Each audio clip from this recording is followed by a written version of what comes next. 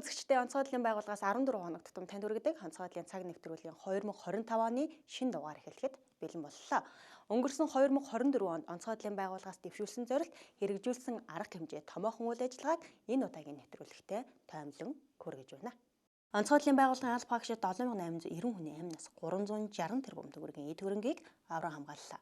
Улсын хэмжээнд өнгөрсөн 2024 онд нийт 4905 удаагийн авилт үзэгдэл ослын тохиолдол бүртгэгдэж, онцгойдлын байгууллагын аль багшид 7890 хүний амнаас аж ахуй нэгж байгууллага иргэдийн 360 орчим тэрбум төгрөгийн эд хөрөнгийг авран хамгааллаа. Гал төмрийн аюулаас урьдчилан сэргийлэх нийцсэн арга хэмжээний хүрээнд улсын хэмжээний нийт өрхийн 42.4% урьдчилан сэргийлэх, сэрэмжлүүлэх арга хэмжээг хүргэж ажилласнаар объектын гал төмрийн улмаас учирсан хохирлын хэмжээ өмнөх оны мөн үетэй харьцуулахад 5.1 тэрбум төгрөг буюу 14.3%. Тэр дундаа шатсан гэр орон сууцны тоо 51%-аар, нас барсан хүний тоо 18.6%-аар буурсан үзүүлэлттэй байна. Түүнчлэн үйлчлэлт хавралтыг хүндрэл зодын аюулаас урьдчилан сэргийлэх хохирол багтаа даван туулах зорилгоор улсын онцгой комиссийн шуурхай штабыг байгуулан стратеги төлөвлөгөөг боловсруулан хариу арга хэмжээг шуурхай авч хэрэгжүүлснээр мэргэжлийн байгууллагуудын гаргасан урьдчилсан эрсдлийн үнэлгээгээр тооцоолсон хохирлыг 50 хүртэл хувиар бууруулж чадлаа. Онцгойдлын байгууллагын гамшигтай тэмцэх чадварыг дээшлүүлэх хүрээнд онцгойдлын байгууллагын бэлтгэл бэлэн байдлыг дээшлүүлэх, аль багшны ажиллах орчин нөхцөлийг сайжруулах хүрээнд гадаад улс орны засгийн газар олон улсын байгууллагатай хамтран 4 төрлийн нийт 160 гаруй тэрбум төгрөгийн төсөл хөтөлбөрийг хэрэгжүүлэн ажиллаж байна. Тухайлбал Монгол Улсын засгийн газар бүгд найрамдах Франц улсын засгийн газар хоорондын санхүүгийн хэлэлцээрийг 2024 оны 1-р сарын 11-ний өдөр улсын хурлаар батлуулж 139.3 тэрбум төгрөгийн санхүүжилтээр онцгойдлын байгууллагын агаараас эренхэй хаврах ангийг чадваржуулах, гал төмөр унтраах автомашин нийлүүлэх төслийн 2-р шатыг хэрэгжүүлж эхэллээ. Энэ хүрээнд 20 тонн гал унтраах хөөс үүсгэгч бодисолон 336.1 мянган еврогийн өртөгтэй 490 төрлийн нисдэг тэрэгний сэлбэг хэрэгсэл 20 төрлийн багаж 18 төрлийн тослох материалыг хүлээн аваад байна. Цаашид нийт 13.3 сая еврогийн өртөг бүхий 3 нэр төрлийн 18 нэгж гал төмөр унтраах тусгай тонол бүхий автомашиныг нийлүүлэх юм. Мөн улсын төсвийн хөрөнгө оруулалтаар тусгай зориултын хүн тээврийн автомашин 6, бага урын ой хорийн төмөрт ашиглагдах автомашин 18, тусгай зориултын бага урын гал төмөр унтраах автомашин 4, шурхай албаны автомашин 2, тусгай зориултын бүрэн тоногтой эмнэлгийн автомашин 2, тусгай зориултын хүн тээврийн каунта автобус 1 буюу нийт 30 автомашиныг Төв орон нутгийн онцгойдлын байгууллагад хуваарлан олгосноор албаны хэмжээний техник хэрэгслийн хангалт өмнөх оноос 6.5%-аар өссөн байна. Онцгойдлын байгууллагын салбар нэгжийн холбоо зохион байгуулалтын бэлэн байдлыг дээшлүүлэх зорилгоор 820 сая төгрөгийн холбоо зарлал мэдээллийн 13 нэр төрлийн 634 ширхэг холбооны техник хэрэгслийн худалдан авч араадаа холбооны тоног төхөөрөмж хангалтыг нэмэгдүүлээд байна. Түүнчлэн байгууллагын үндсэн үйл ажиллагаанд шинэ дэвшилтийн техник хэрэгсэл нэвтрүүлэх, ашиглах зорилгоор гал төмөр унтраах дрон болон бага урын роботыг туршилтаар нэвтрүүлсэн бол нийслэлийн хэмжээнд хүн нэгүрийг хамгаалах амьсгалын бие даасан төхөөрөмжийн хангалт 100% хүрээд байна. Хүний нөөцийн ханхуй хангалт 91.7% хүрлээ. Онцгойдлын байгууллагын үйл ажиллагааны төлөвлөгөөнд тусгасны дагуу дотоодоо үндэсний боловсон хүчнийг бэлтгэх, мэрэгшүүлэх, давтан сургах чиглэлээр дотоод эргийн сургуулийн докторийн, магистрийн хөтөлбөр мөн 3 болон 5 жилийн ичнээ хөтөлбөрт нийт 170 гаруй аль багш суралцаж байна. Дотоод эргийн сургуулийн ахлагчийн сургуулиар дамжуулж аврагч гал сөнөөж гал унтраах автомашины жолооч мэрэгчлэр 270 орчим сонсогч төгсөж Төв орон нутгийн онцгойдлын байгууллага томилогдсон албан үргээ гүйцэтгэж байна. Ингэснээр онцгойдлын байгууллага хүний нөөцийн нөхөн хангалт 91.7% хүрсэн байна. Мөн 2024 онд дотоодын сургалтанд давхарсан тоогоор 2770 гаруй аль багш, гадаад улс орон олон улсын байгууллага төсөл хөтөлбөрийн хүрээнд давхарсан тоогоор 80 гаруй аль багш хамрагдаж мэргэжил ур чадвараа дээшлүүллээ. Оросын холбооны улс, Польш, Турк, Солонгос, Япон, Таиланд зэрэг гадаад улс орнууд нийт 70 гаруй аль багш гамшигаас хамгаалах чиглэлээр академи, сургуулиудад бакалавр, магистрийн хөтөлбөрүүдэд суралцж байна. Монгол улсад зөнхлөн тохиолдог гамшигын 10 төрлөөр эрсдлийн үнэлгээ хийлээ. Онцгойдлын ерхий газраас Азийн хөгжлийн банкны дэмжлэгтэйгээр ядуурлыг бууруулах Япон сангийн санхүүжилтээр гамшигын эрсдлийн үнэлгээ төлөвлөлт болон эрсдэл шилжүүлэх чадварыг бэхжүүлэх техник засгийн төслийг 2020-2024 оны хугацаанд амжилттай хэрэгжүүллээ. Тус төслийн хүрээнд Монгол улсад зөнхлөн тохиолдог гамшигын 10 төрлөөр эрсдлийн үнэлгээ хийж нийт 1500 орчим зураглалыг боловсрууллаа. Энэ нь засаг захираа нутаг дэвсгэрийн нэгж салбарын хэмжээнд гамшигын эрсдлийг бууруулах үйл ажиллагааг төлөвлөн хэрэгжүүлэх, шаардлагатай төсвийг бодиттой чиглүүлэн зарцуулах, Үндэсний хэмжээнд гамшигын эрсдлийг бууруулах, гамшигтай тэмцэх бүх нийтийн чадварыг бэхжүүлэхэд чухал ач холбогдолтой юм. Түүнчлэн Монгол улсад тохиолдсон гамшиг аюул үзэгдэл ослын тоо давтамж хохирол өртөнгийг тооцоолон үндсэлтэйгээр гамшигаар үстэн сэргийлэх, гамшигаас хамгаалах, эрсдлийг бууруулах арга хэмжээг төлөвлөн хэрэгжүүлэх зорилгоор онцгой байдлын байгууллага нэгдсэн тогтолцоон шилжснээс хойш буюу 20 жилийн хугацааны гамшиг аюул үзэгдэл ослын бүртгэлийг нэгдсэн мэдээллийн санг бүрдүүллээ. Шинээр байгуулагдсан салбар нэгжүүдийн үйл ажиллагааг эхлүүллээ. Монгол улсын гамшигтай тэмцэх чадварыг бэхжүүлэх, төрийн үйлчлэгийг иргэдэд шуурхаа хүргэх, албаны бэлтгэл бэлэн байдлыг дээшлүүлэх зорилгоор ой 20-ын төмөр өрсөн сэргийлэх сургалт судалгаа туршилт үйлдвэрлэлийн төв 123 дугаар ангийг шинээр байгуулж үйл ажиллагааг нь эхлүүллээ. Мөн засгийн газрын тогтоолоор нийслэлийн Чингэлтэй хаан сонгон хархан дүүрэг, Сэлэнгэ аймгийн Мандал сумын Түнхэл тосхон, Ерөө сумын Буган тосхон, Дорногов аймгийн Хатанбулаг, Өмнөг аймгийн Хамбогд сумдад Галдан уран тарах аврах анги, Сэлэнгэ аймгийн Цагаан ор сумд Эрен хах аврах салбар, нийслэлийн Багнуур Харханга аймгийн Эрдэнэ мандал, Завхан аймгийн Отхон Өвөрханга аймгийн Батүлзий сумд Эрен хах аврах бүлгийг тус шинээр байгуулад байна. Албагчдын нийгмийн асуудлыг шийдвэрлэх хүрээнд аймгийн төвөөс бусад сум тасралтгүй 5 болон түүнээс дээш жил ажиллаж байгаа онцгой байдлын байгууллагын албагчид 5 жил тутамд 30 сарын үндсэн цалинтай тэнцэх хэмжээний мөнгөн урамшууллыг олгохоор хуульчилсан. Хуулийн дагуу энэ онд 112 албагчид нийт 2.8 тэрбум төгрөгийн урамшуулал олголоо. Онцгой байдлын байгууллагын бие бүрэлдэхүүний цалингийн шүлжээ болон зэрэглэлийг үе шаттай өсгснөөр 2023 оны мөн үетэй харьцуулахад офицер бүрэлдэхүүний цалин дунджаар 18.5%, ахлагч бүрэлдэхүүний цалин дунджаар 19.6%-аар тус өссөн байна.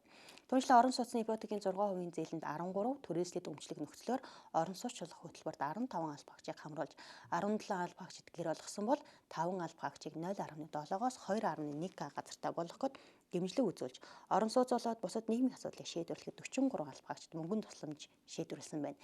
Ингэснээр нийтдээ 94 албагчийн орон сууц болоод бусад нийгмийн асуудлыг шийдвэрлэхэд 360.3 сая төгрөгийн тусламжийг олголоо.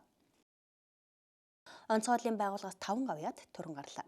Онцгой байдлын байгууллагын төвд 20 жилийн явц тохиолдуулан Монгол улсын ерөнхийлөгчийн зарилгаар онцгой байдлын ерөнхий газрыг Сүхбаатар одонгоор, нийслэлийн онцгой байдлын газрыг Цэргийн гавьяаны Улаантүмийн одонгоор, Орхон Сэлэнгэд орнод Өмнөг аймгийн онцгой байдлын газруудыг Цэргийн гавьяаны одонгоор тус шагнасан бол онцгой байдлын байгууллагын үеийн албагч дундаас 5 гавьяат төрөн гарлаа.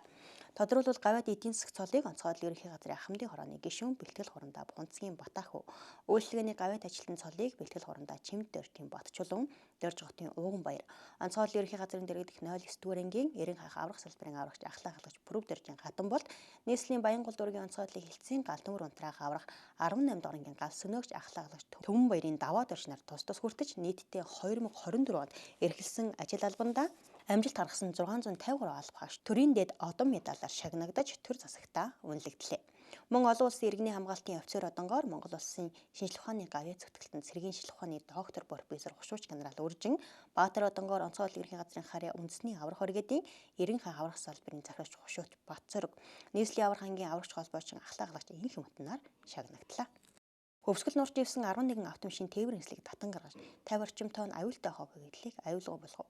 Монгол улсын ерөнхийлөг зөвлөгчний ерөнхий командлагч Ухнаагийн хөрөлсгийн санаачилгаар хөвсгөл нурын экосистемийг хамгаалах, нурын ёроолын аюултай хог хаягдлыг цэвэрлэх, бохирдлыг бууруулах, живсэн тээврийн эрсдлийг илрүүлэх, байршлыг тогтоох, татан гаргах ажлыг 2021-с 2024 онд амжилттай зохион байгууллаа. Тус ажиллагааг онцгой байдлын ерөнхий газраас удирдан зохион байгуулж, зөвлөгчний жанжийн штаб, шинжлэх ухааны техникийн сургууль, үндэсний батлан хамгаалах сургуулийн эрдэмтэд, зөвлөх инженерийн судалгааны баг хамтран хөвсгөл нурж ивсэн Сүхбаатар хөлөг онгоцуулан бусад 11 автомашин техник хэрэгслийг 33.4-өөс 171 м гүнээс татан гаргаж тэдгээрт агуулгадж байсан 50 орчим тонн шатхуун тослогооны материал аюултай хог хаягдлыг аюулгүй болголоо. Хэрэв дээрх аюултай хог хаягдал нь нуурын усанд асгарсан бол нуурын мандлын 253% буюу даалгаруу хавтгай 400 км талбай бохирдож, эгийн голд сэлэн бүрэнг бохирдуулан улмаар дэлхийн цэнгэх усны 20 орчим хувийг эзлэх байгаль дэлхийгч бохирдуулах эрсдэлтэй байсан гэдгийг эрдэмтэд тогтоогод байна. Гал гамшиг, гашуун зовлон, осол бүхний өмнө сүрэн босдог, хүмүүнлэг үйлсийн ижид болсон онцгой байдлын байгууллагын албан хаагч та бүхэндээ болон та бүхний гэр бүлд бидний үйл ажиллагааг бүх талаар дэмжин хамтран ажилладаг Монгол улсын төр засаг, Монгол улсын шадар сайд, амар сайхан, шадар сайдын ажлын хамт бидний үйл ажиллагаанд байнга хамтарч ажилладаг төрийн болон төрийн бус байгууллагууд, төрийн цэргийн болон хууль сахиулах байгууллагууд нийт ард иргэдэд шинэ оны шинэ жилийн баярын мэндийг өргөн төвшүүлье. Онцгой байдлын байгууллагаас 2025 онд онцгой байдлын байгууллагын үйл ажиллагаанд стандарт мэдээллийн технологийн шинжилэлт хийж, гамшигын удирдлага нэгдсэн мэдээллийн сан хөгжүүлэх, аль багшны хөдөлмөрийн аюулгүй байдал эрүүлэх уу, аюулгүй ажиллагааг хангах, сахилгын хариуцлагыг дээшлүүлэх гэсэн хоёр зорилтыг дэвшүүлээд байна. Мөн Монгол улсын шатар сайдын 2024 оны 5 дугаар сарын 3-ны өдрийн 5 дугаар тушаалаар онцгой байдлын байгууллагын стандартаа хөгжлийн стратеги 2030 баримт бичгийг батлууллаа. Онцгой байдлын цаг нэвтрүүлэг цагуур оршин шинжилгээний газраас ирүүлсэн энэ 1-р сарын ерөнхий төлөвийн мэдээллээр үргэлжлэн та бүхэндээ хүрч байна.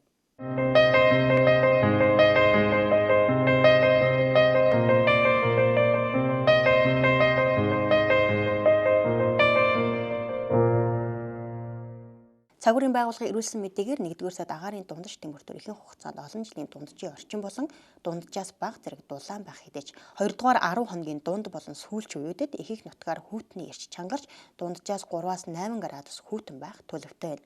Сарын дунджаар авч үзвэл нутгийн баруун хагаст олон жилийн дунджаас хүйтэн, зүүн хагас дунджийн орчим хурд тундас, баруун болон төв аймагуудын зарим газараар олон жилийн дунджаас ахиу цас орох төлөвтэй байна.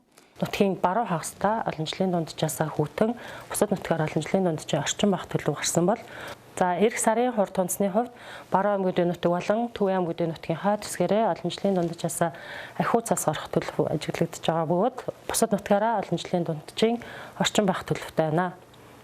Агаарын температур хурд тундасны явцыг дөрвөн бүс нутгаар харуулж байна.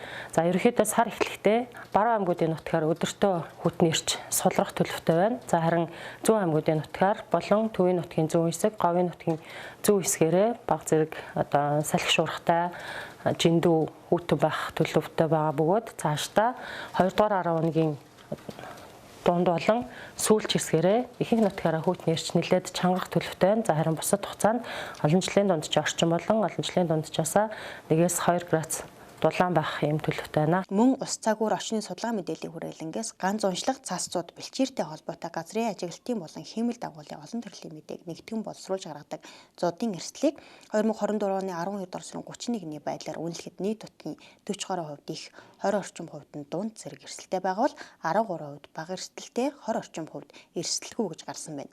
Аймгийн дүнгээр авч үзвэл Баян үлгийн Увс ховд, Завхан, Говь алтай ихэнх, Хөвсгөл, Баян онгор, Ар хангаай, Өөр хангаан зарим, Булган, Сэлэн, Дунд говийн цөөн сумдын нутгаар нэн их болон их эрсдэлтэй. Засгийн газрын 286 дугаар тогтоолын дагуу зуудын одоогийн байдлыг үнэлэхэд 4 аймгийн 10 сум, Цагаан зуудын 10 аймгийн 40 сум цагаанаар зодрох байна. 1-р сарын үргэлжлсэн мэдээгээр нутгийн төв болон баруун хагас зуудын эрсдэл ихтэй бүс нутгаар олон жилийн дунджаас хүйтэн, харин зүүн хагас дунджийн орчим. Хурд үндэсний хувьд баруун болон төв аймагуудын зарим газраар олон жилийн дунджаас ахиу орох төлөвтэй байгаа тул иргэд малчид тээвэрчид та бүхнийг аюулгүй байдлаас сайтарангаж урьдчилан сэргийлэх арга хэмжээг хэрэгжүүлэхийг зөвлөж байна. Иргэд малчид тээвэрчид та бүхэн цаг агаарын мэдээллийг тухай бүрт хүлээн авч мэргэжлийн байгууллагаас өгч байгаа заавар зөвлөмжийг дагаж урьдчилан сэргийлэх арга хэмжээг хэрэгжүүлэхийг зөвлөж байна. Онцгой байдлын цаг нэвтрүүлэгтээ хамт исэн үзэгч танд баярлалаа. Дараагийн дугаар хүртэл баяртай эзэгчтэй.